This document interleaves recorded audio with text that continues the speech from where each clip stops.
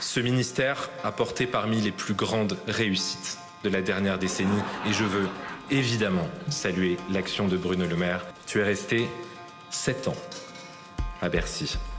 Grâce à ton travail, à ta détermination, pour ton courage, parce que tu as agi en homme d'État, je veux te témoigner mon admiration et toute mon amitié. Ça n'a échappé à personne, sauf peut-être à notre nouveau ministre des Finances, mais la France est dans le rouge. Je vais donc commencer par souhaiter à Antoine Armand la bienvenue et ensuite vite redescendre sur terre et bon courage pour passer après Bruno Le Maire. Pour redresser le déficit public colossal et le ramener en dessous de 3% du PIB exigé par Bruxelles, il va falloir économiser 20 à 30 milliards d'euros d'ici 2025 et trouver jusqu'à 100 milliards d'euros d'ici à 2028. Autant vous dire que la mission s'annonce déjà impossible et de toute façon, personne n'y croit plus, sauf Antoine. Parmi les pistes envisagées pour rééquilibrer la situation, Bercy parle d'économiser avec un nouveau plan de réduction des aides sociales, mais aussi de faire entrer plus d'argent dans les caisses via de nouvelles hausses d'impôts. Évidemment, la nouvelle n'a pas été très bien accueillie dans notre pays, qui se traîne déjà à l'image d'une championne toute catégorie de la fiscalité, mais le nouveau Premier ministre Michel Barnier a tenu à rassurer les Français. Il a précisé que ces hausses ne s'appliqueront pas, je cite, sur l'ensemble des Français, ni sur les gens les plus modestes, ni sur les gens qui travaillent, ni sur les classes moyennes. Alors, qu'est-ce qui reste ? Les ménages les plus riches et les entreprises, surtout celles qui leur appartiennent, et il n'y a rien de surprenant puisque c'est là qu'est l'argent. Vous avez déjà entendu parler de la progressivité de l'impôt. C'est un principe fondamental qui nous assure que plus on gagne d'argent, plus on paye d'impôts. Il se combine à l'autre principe fondamental, l'universalité, qui repose cette fois sur l'idée que tous les citoyens doivent contribuer aux charges publiques en fonction de leurs moyens. Je vous donne un scoop. En France, progressivité et universalité de l'impôt sont des légendes. Plusieurs études très sérieuses ont comparé les montants d'impôts payés en fonction de la classe sociale et toutes ont démontré qu'au-delà d'un certain seuil de richesse, l'impôt décroît jusqu'à ne plus représenter que 2% des revenus d'une poignée de ménages ultra privilégiés. Si vous vous demandez comment c'est possible, restez bien avec moi. Dans cette vidéo, vous allez voir que derrière l'image d'un pays réputé pour sa fiscalité écrasante, la France cache en réalité un véritable paradis fiscal réservé aux plus fortunés et nous verrons ensuite avec quelles conséquences. Contrairement à ce système opaque, chez Money Radar, on croit en la transparence. C'est pour ça qu'on vous invite à rejoindre notre propre cercle privilégié, mais cette fois-ci ouvert à tous. Money Radar recrute actuellement pour son conseil d'administration virtuelle et vous êtes le candidat idéal. Pas besoin de CV ni d'entretien stressant, il suffit de vous abonner. En tant que membre du conseil, vos responsabilités seront simples mais essentielles. Votez avec le pouce en l'air ou en bas pour donner votre avis. Partagez vos brillantes idées dans la section commentaires et activez la cloche pour être notifié de toutes nos réunions stratégiques en vidéo. Votre récompense ? Un flux constant de connaissances financières et géopolitiques de première classe. Alors cliquez sur le bouton « S'abonner » et activez la cloche pour ne rien rater. Et donc, bienvenue sur Money Radar.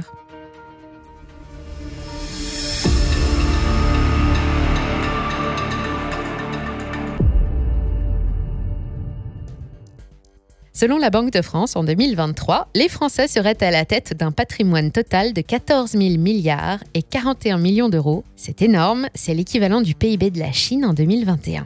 Au bas mot, ça représente 446 000 euros par ménage. Si vous vous demandez où sont les vôtres, ne cherchez pas, il se trouve que ce patrimoine est très inégalement réparti. 95% est détenu par seulement 50% des Français et 54% sont détenus par seulement 10% des Français, avec une fortune moyenne de 2,5 millions d'euros chacun, un chiffre en hausse de 52% depuis 2009. Parmi ces 10%, en 2024, les 500 familles les plus riches se partagent un gâteau de 1 400 milliards. En moyenne, c'est 2,8 milliards par famille. Enfin, la France héberge 147 milliardaires, contre 67 seulement en 2014, dont la femme la plus riche du monde, Geneviève Bettencourt, et un temps, l'homme le plus riche du monde, Bernard Arnault. On y compte aussi un nombre croissant de millionnaires, environ 3 millions, dont 47 000 de plus rien qu'en 2023. Difficile de cacher ça, notre pays est une terre de milliardaires, longtemps classé 3e derrière la Chine et les États-Unis dans ce domaine, et c'est plutôt étonnant quand on sait qu'il impose une charge fiscale parmi les plus lourdes au monde. Vous ne trouvez pas ? Pourquoi ces familles privilégiées choisissent-elles de rester ou de venir vivre en France ? La réponse se trouve dans plusieurs études, la plus ancienne publiée par l'INSEE en 2016, 2 autres par France Stratégie et l'Institut des politiques publiques, et la dernière par la Banque de France en 2024. Les chiffres sont là, au milieu de ces centaines de pages de rapports indigestes. En France, il se trouve que plus on est riche, moins on paye d'impôts. En 2016, selon l'INSEE, le taux d'impôt des ménages français reste progressif jusqu'à des revenus très élevés, atteignant 46% pour les 0,1% des foyers les plus riches. Mais juste avant d'atteindre le sommet de la pyramide des revenus, il se produit une singularité, le taux régresse. Il passe de 46% à seulement 25% pour 0,0002% des contribuables, contre 33,3% avant la réforme fiscale de 2017. Finalement, l'impôt sur les revenus ou le patrimoine de nos milliardaires ne représente qu'une part minuscule de leurs véritables revenus économiques, de l'ordre de 2%. Pas mal, non ? Nous sommes en totale contradiction avec les principes de progressivité et d'universalité de l'impôt. Si vous faites partie de ces couples mariés ou pacsés, sans enfants à charge, que vous avez entre 45 et 65 ans, que vous occupez un poste de cadre ou de dirigeant d'entreprise, que vous déclarez plus de 300 000 € de revenus annuels provenant de plusieurs sources, que vous êtes propriétaire de votre résidence principale, d'un autre immobilier locatif et d'un peu d'actions, et que vous habitez dans une zone urbaine dense comme Paris ou Lyon, félicitations! Vous faites partie des gagnants. Vous avez 99,999% de chances de payer plus d'impôts que n'importe qui en France. On le sait et on les comprend. Les ultra-riches n'aiment pas les impôts, mais chez certains, trouver des moyens pour les éviter s'est transformé en vraie passion, d'où cet intérêt prononcé pour les paradis fiscaux. Dans ce domaine, le grand public l'ignore souvent, mais la France est aussi très généreuse. Les dispositifs de réduction d'impôts sont nombreux, pour la plupart cumulables, et encore plus avantageux depuis la réforme de 2017 et la suppression de l'ISF. On les appelle aussi niches fiscales, et on en compte 467 en 2024, et combiné à la structure particulière du patrimoine des plus riches parmi les plus riches, on obtient une progressivité de l'impôt sur le revenu jusqu'à un certain seuil, suivi d'une baisse. Cette diminution s'explique principalement par un changement dans la nature des revenus perçus. Alors que le patrimoine des foyers les plus modestes est essentiellement composé d'immobilier ou de dépôts, les foyers les plus riches de France possèdent plutôt des entreprises reçues en héritage pour 60% d'entre elles. En moyenne, ces familles privilégiées détiennent 43% d'immobilier, 34% de produits d'assurance vie multi-supports et surtout 24% de patrimoine dit professionnel. Quand vous et moi déclarons nos salaires, intégralement soumis à l'impôt sur le revenu et taxés à la source, nos milliardaires reçoivent surtout des dividendes, des primes, des actions ou des options qui ne sont pas imposées pareil et souvent même pas déclarées pareil. Sans compter qu'une part de ces revenus du patrimoine professionnel n'est pas toujours versée, ce qui leur permet d'échapper à la taxation au bout d'un certain temps de conservation.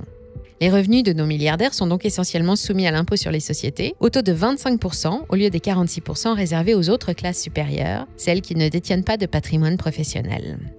Si les milliardaires aiment autant la France, ce n'est pas seulement pour ses châteaux somptueux ou ses vignobles prestigieux, mais parce qu'elle le leur rend bien. L'impôt sur le revenu n'est pas la seule menace qui pèse sur nos super riches. Le plus contesté des impôts est sans aucun doute le mécanisme des droits de succession, surnommé l'impôt sur la mort.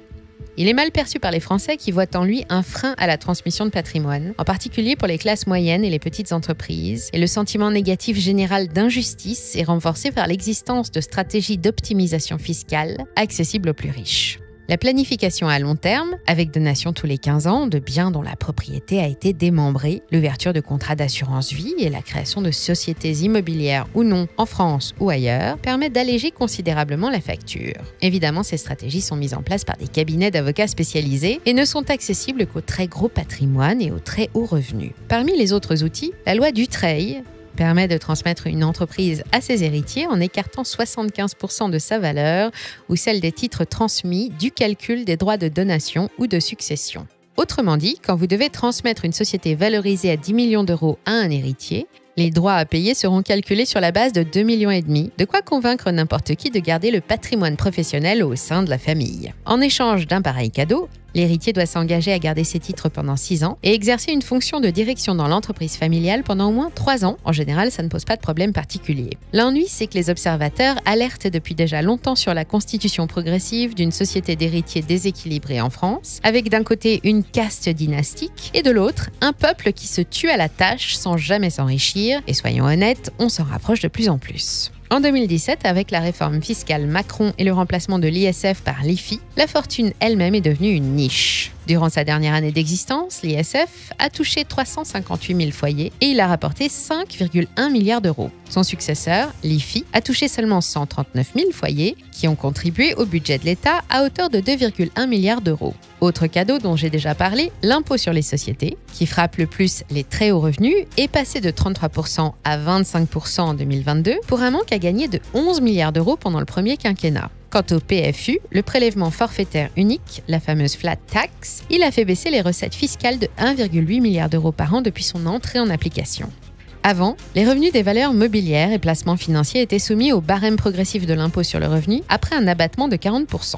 Aujourd'hui, le taux est forfaitaire, 30% pour tout et pour tout le monde. Les grands gagnants sont encore une fois les très hauts revenus financiers. C'est bien simple, 3% des Français les plus riches ont enregistré une baisse moyenne de 3% par an sur leur feuille d'impôt depuis l'arrivée au pouvoir d'Emmanuel Macron.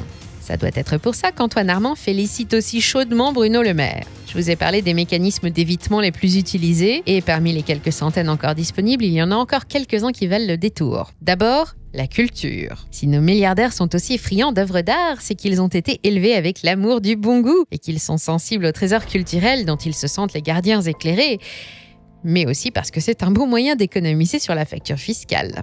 Les entreprises très imposées peuvent collectionner les œuvres d'artistes contemporains pour les exposer dans le hall de leurs sièges sociaux aux frais du contribuable. Elles peuvent déduire chaque année 20% du prix d'achat de leurs impôts pendant 5 ans, soit 100% du prix de l'œuvre, un remboursement intégral dans la limite de 20 000 euros par an. Notez que ça marche aussi avec les instruments de musique. Ensuite, avec un peu de chance, l'œuvre n'a plus qu'à prendre de la valeur. Et pour savoir comment un artiste contemporain prend de la valeur, allez voir notre vidéo intitulée « L'arnaque de l'art contemporain », vous m'en direz des nouvelles. Enfin, les riches, mais généreux collectionneurs, qui souhaitent faire don d'une œuvre d'art à un musée ou une autre institution officielle, savent que 66% de la valeur de l'œuvre pourra être déduite de l'impôt sur le revenu dans la limite de 20% du total des revenus déclarés. En échange, ils demandent aussi à faire graver leur nom sur un mur d'une des salles d'un musée, histoire qu'on n'oublie pas leur geste.